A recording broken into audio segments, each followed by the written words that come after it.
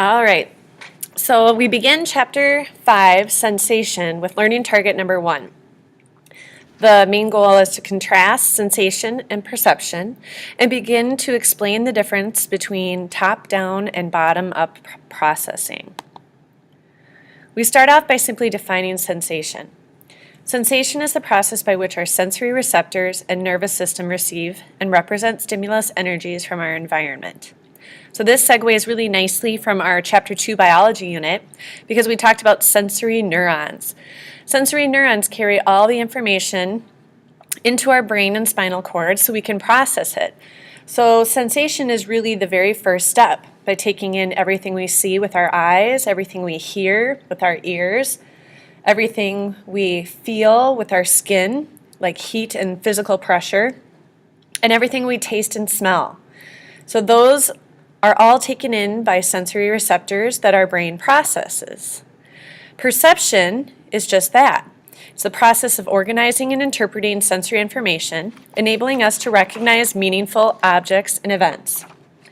So we're basically taking the information that our sensory receptors has sent to our brain, and perception is the process of making something out of it, making it meaningful, and allowing for us to really take in and understand the world around us. So sensations are the initial messages from the senses, and perception is the process by which those messages are given meaning. Two important terms to relate to sensation and perception are bottom-up and top-down processing. Bottom-up is another way of saying sensory input. It's the analysis that begins with our sensory receptors and works up to the brain's integration of sensory information. So it's the basic bottom entry-level stimuli when we take in everything from our environment. Top-down processing is the same thing as perception. When we top-down process, the information is guided by higher-level mental processes, as when we construct perceptions, drawing on our experiences and expectations. So top-down processing involves our brain, and that's how I remember the difference between the two. The top-down process is like the top of our body, which includes our brain. Top-down processing is really what we work ourselves up to. We make sense of the sensory input, and this is where each one of us is different because we top-down process differently because we all draw on our past experiences, which are different, and our expectations. We understand how experience affects how we perceive, and we understand how our expectations can change our perception. If you have expectations about something, sometimes we're let down when we actually experience it because our expectations are so high. Likewise, just the opposite can be true. Sometimes we have low expectations and we come to find out when we actually experience it that it's way better than we anticipated. So here's an example of bottom-up processing. So this is just basic entry-level stimulus. We take a look at the letter A, which is really a black blotch broken down into features by the brain that we perceive as the letter A. Well, top-down processing on this next slide really shows you how we give that symbol meaning based on our experiences with the letters of the alphabet and words. When you see on the left here, this symbol, when it's sandwiched by the letters T and E, we perceive this symbol to be the letter H because we process the word the. But when you look at the exact same symbol sandwiched between a C and a T, our experience and our knowledge of the English language and words, we form the word cat. And the symbol given here changes to the letter A. Where it was a H over here, we perceive it as an A between the letters C and T. So just another good example of how top-down processing works based on our past experiences. This is just a fun image from our book that has us look at an example of how we top-down process. When you first look at this, you might just notice the man riding the horse, leading another horse behind him. But when you look further into it, you can look at how the forest and the rocks form faces. So you can spend as much time as you want looking at the different faces within this image. I think if I just quickly count off the top, 1, 2, 3, 4, 5, 6, 7, 8, 9. I can see 9. There might be more.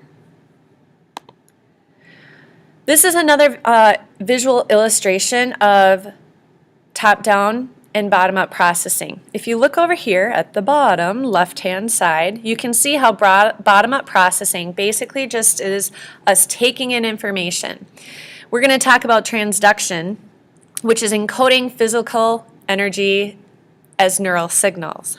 So we take in information, whether it's noticing the visual flicker of the flame, which we know how beautiful fires can be, the crackle of the sound of the fire when it snaps and pops as the wood burns. We know the smoky smell that oftentimes accompanies, not oftentimes, always accompanies campfires. So we're just taking in these sensory experiences. Then we transmit that information to the brain.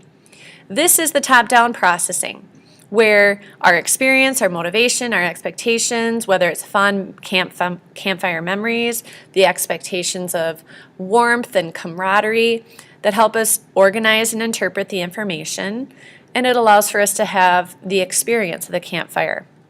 Our behaviors, our thoughts and emotions accompanying campfires. And this is also very different from person to person, whether you're top-down processing includes all of the family campfires that you had growing up while you went camping. Maybe it's bonfires that you've had with your friends over the last few years in the summer and the fall. Maybe it might be something a little bit negative, like getting burned around a campfire. I know one time when I was little, I brought a burning marshmallow on a stick up to my chin, and it actually, depth perception issues, I guess, it got caught on my chin, and I had a flame burning on my chin where the marshmallow stuck to it. So I'm always very cautious when now I see my kids blowing out marshmallows that have started on fire. And that's top-down processing. That's based on my past experience. This is a very interesting disorder. It's called prosopagnosia. And this is when you have a complete sensory experience without a complete perception. And prosopagnosia is a disorder that happens in your left temporal lobe. Your left temporal lobe is responsible for processing names and faces. And this illustration is a little deceiving because people who have this disorder actually have the ability to see the facial features, but they don't recognize the person. The person could even be themselves in the mirror. It could be their mother or their best friend. And if they were only to look at their facial feature, they would not be able to top-down process and make the connection between that person's face and their friend or loved one or family member. So this is an example given in the book of top-down processing failure. And if you have an opportunity to click on this video here, it gives a really interesting example of someone with this disorder. It can be caused by a brain injury in the left temporal lobe, or it can be something that they are born with.